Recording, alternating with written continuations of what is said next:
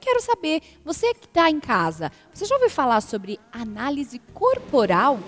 Isso, a gente vai agora falar um pouquinho sobre isso, análise corporal, com a terapeuta Josimara do Nascimento, está aqui na nossa sala super especial.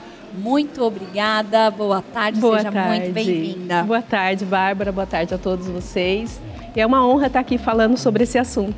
Muito legal, né? Eu não conhecia a terapia, né, como essa parte de análise corporal. Então conta pra gente um pouquinho como é esse processo, né, da terapia usando essa análise do nosso corpo. Sim. Bom, primeiramente, tudo começou quando eu realmente eu trabalhava, né, com estúdio, eu tinha um salão de beleza, e eu sempre quis entender sobre o ser humano. E isso me fascinou durante muito tempo. Foi quando eu comecei a conhecer a análise corporal. Então, hoje, dentro desse processo, né, quando eu comecei a estudar, entender a linguagem do corpo, que o nosso corpo fala aquilo que a nossa mente não consegue falar. Então, muitas das vezes, uma terapia tradicional, você tem dificuldade de expor as suas emoções, falar aquilo que você sente.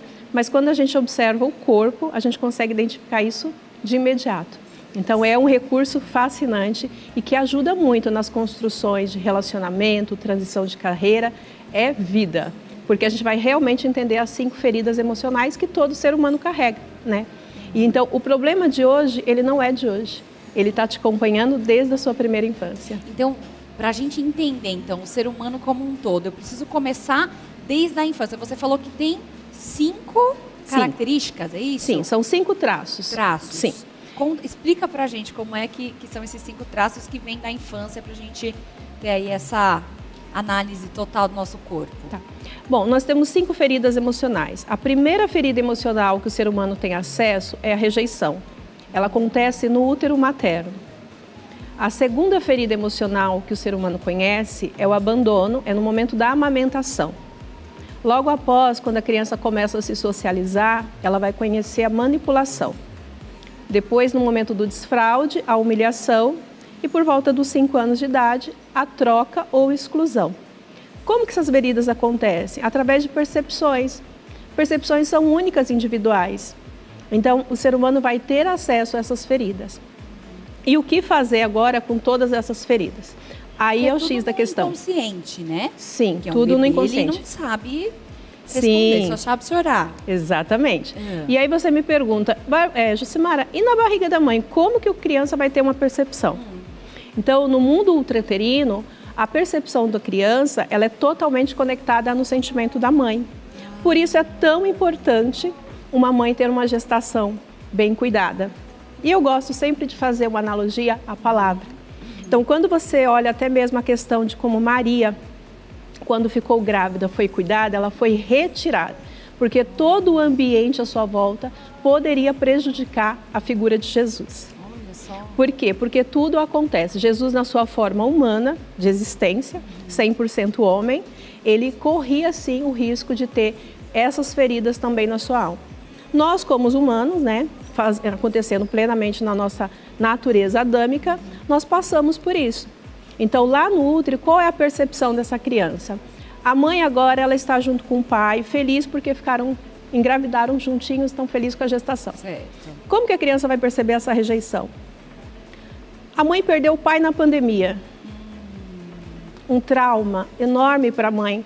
A criança está dentro do útero, ela não sabe o que está acontecendo, ela só vai sentir a dor da mãe. Isso é registrado pela coluna, né, pelo processo da mielinização. Isso é registrado no cérebro dela, vira um arquivo. Quando essa criança nasce, essa ferida vai começar a dar para ela a sensação de não pertencimento. É aquele momento que o adulto, às vezes ele não se sente pertencente ao grupo. As pessoas acolhem, ele está ali, está envolvido, está realizando o trabalho, está na igreja, está no âmbito pessoal, social, mas ele não se sente pertencente. Porque essa ferida, né, essa marca registrada no cérebro, no inconsciente, ela está dando sinais de que ele não é aceito. Porque é essa a interpretação que ele recebeu lá no útero da mãe. Nossa, e isso também está atrelado aos traumas ou são coisas diferentes? Sim, isso é o trauma. A rejeição, ele é um trauma. E o trauma vai gerar um bloqueio. Então, a partir do trauma da rejeição, que é uma ferida emocional, eu posso ter bloqueio de autoimagem, eu posso ter bloqueio com escassez, não me sinto pertencente, acho que ser rico é um problema, vem as crenças, não mereço. Muito, né? Que vem as crenças. Mas tudo começa no trauma. Entender sobre o trauma é fundamental. E aí você pode me dizer, poxa, então muita coisa vai acontecer aí, né? Com Sim, certeza. muita coisa vai acontecer. Quando você descobre um trauma, como é que você vai lidar com isso? Tá. De uma forma inteligente. Isso eu me especializei em buscar, porque eu nunca aceitei o básico, eu gosto de profundo. Então eu comecei a entender e fez muito sentido. Qual é o momento da dor, do abandono? É o momento da amamentação. Como que a criança pode se sentir abandonada num processo de amamentação? Uma mãe que precisa retomar para o trabalho. O bebê não tem, né, a consciência de que existe uma rotina, de que ela precisa voltar ao trabalho. Então esse bebê agora ele vai se sentir abandonado, ainda que a babá ou a avó cuide muito bem. Isso mesmo se for amamentar a criança no peito ou se for mamadeira, ele tem o mesmo sentimento? Sim. A criança. Por quê?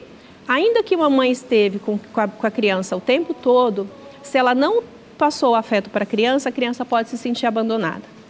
Porque qual é a percepção do bebê, Bárbara, na questão do afeto? O leite é só um alimento para encher a barriguinha dele. Sim. Ele quer afeto. Imagina uma mãe hoje dando mamar para o seu filho, mexendo nas redes sociais. Hoje a gente vê muito isso, né? Mexendo nas redes sociais, cuidando dos filhos, nas suas demandas profissionais, trabalhando. Hoje home office. Então ela não está tendo o quê? A conexão. Essa criança está sendo alimentada, né, com leite, mas ela não está sendo nutrida nas suas emoções. Ela pode sim ter ali uma ferida do abandono sendo gerada mamando no peito. Uau, gente, olha, porque são tudo detalhes. é percepção. E a percepção do bebê é a percepção dele. A gente não consegue interagir, a gente não consegue mudar. Você não consegue chegar para um bebê e dizer, olha, a mamãe não está abandonando você, a mamãe está trabalhando, né? Então são coisas que vão acontecendo. Sim. Né? A ferida da manipulação, que acontece no momento da socialização, por exemplo. É uma ferida que acontece quando os pais começam a interagir com os filhos à base de troca. Se você se comportar... Eu te dou tal coisa, te levo em tal lugar. Exatamente. Olha, faz isso daqui, ele sabe cantar. Nossa, está cantando lá no coral da igreja, lindamente. Canta aqui. A criança acabou de cantar, toda a atenção sai dela. Ela se sente manipulada. A ferida da manipulação acabou de ser instalada. Aí esse adulto, ele vai ser aquele adulto assim, tudo à base de troca. Ele só faz se ele tiver uma vantagem. Ele não vai fazer. Naquilo, uma troca, então para ele não faz sentido. Por quê? Ele aprendeu assim. Só que o que acontece? Esse adulto na sociedade de hoje, ele é taxado. Nossa, é interesseiro. A Bárbara não faz nada se não tiver nada em troca. Ele agora vai começar a receber julgamentos e ele vai precisar se defender. E aí é onde ele vai colocar máscaras. Ele não pode ser quem ele é, porque senão ele é julgado. Uau. Quarto momento é o momento do desfraude. A criança, ela precisa, né, todo ser precisa ter sua privacidade totalmente preservada. Sim. Aí nesse momento, a mãe não tem cuidado com o local que troca. Às vezes vira para a criança e fala assim, por que você não avisou que ia fazer o cocô? Mas até então ele não sabia. Ele não sabia, né? Ele podia fazer na fralda. Então essa criança agora começa a ser reprovada. Ou então, olha que cocô fedido. Você falou que é o processo da humilhação, é isso? Humilhação. Eu achei forte essa é o quarto traço. Nossa. Como que se comportam as pessoas que têm essa dor, Bárbara? São pessoas travadas, são pessoas que têm dificuldade de falar de si. Falar em público também ou não? Falar em público, elas não gostam de aparecer, elas gostam mesmo de ficar nos bastidores. Tem uma força e uma capacitação incrível, mas ela tem dificuldade de se expor, porque quando ela estava ali no momento da privacidade, criando todo esse mecanismo, ela não foi respeitada, foi tratada de qualquer forma. Eu já ouvi até... Josimara, falar de algumas pessoas que não conseguem, não sei se tem a ver, aí você me fala que a gente já vai aprender também, não consegue ir ao banheiro fora de casa, que a pessoa trava assim total, não consegue nem fazer xixi, que é o básico. Essa pessoa sofre, mas não tem alguma coisa então a ver com essa raiz também. Sim, tem. A mãe que diz para a criança assim: nós vamos passear, a criança está sendo desfraldada. Nós vamos passear, você me avisa quando você for fazer xixi. Essa criança vai segurar o máximo. E ela vai aprender isso. Toda vez que eu saio, eu preciso segurar. Isso já gera uma informação. Sim, essa informação já é acessada, ela já está lá no banco de dados. Então, ela já vai ser acessada e essa pessoa agora ela pode ir para vários lugares. Ela não vê a hora de chegar na casa dela para ir no banheiro dela. Porque ali ela se sente mais à vontade. Segura, ali ela se sente segura, exatamente.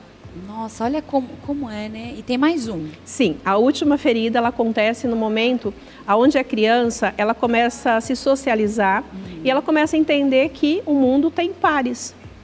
Então, a mãe tem o pai, o tio tem a tia, a avó tem o vô. Ela agora começa a entender quem é meu par. Tá. Quem é o meu amor, né? A menina, ela vai escolher o pai. É verdade. E o pai agora trata ela como a princesa. Eu falo isso porque eu tenho uma princesa em casa que é assim com o papai. Agora está numa fase que o papai está bem requisitado. 5 anos ela tem. É exatamente o momento que está acontecendo esse trauma. Então agora ela é a princesa do papai. Só que à noite o papai vai dormir com a bruxa, que é a mamãe. Como assim? Eu sou princesa, ele foi dormir com a mamãe, ele me deixou aqui, ele me trocou. É uma percepção infantil. Sim. Mas aqui nós estamos falando das feridas emocionais da primeira infância, no momento infantil. Certo. Por isso que nós temos um alto índice de adultos infantilizados. E esse negócio da criança dormir na cama dos pais? Péssimo. É péssimo. Isso péssimo. Gera, o que gera na criança? Qual o tipo de sentimento? Tem algum trauma que isso gera? Então, a questão de colocar a criança para dormir é o mau gerenciamento dos pais.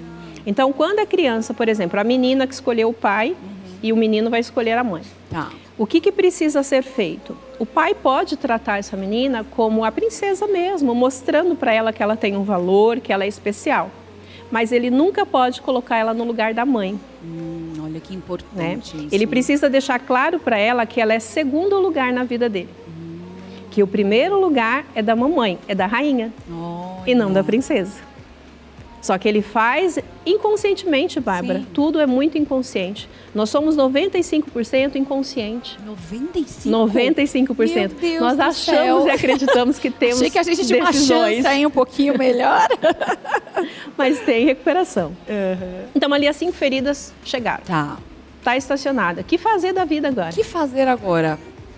Porque ali você tem um adulto que tem vários traumas, vários bloqueios, várias coisas que tem ali impedido, às vezes, até a pessoa de ir além, até na sua vida profissional, de se relacionar. Né? Às vezes a pessoa ela não consegue ter uma vida sentimental estável. Então, como sair dessa?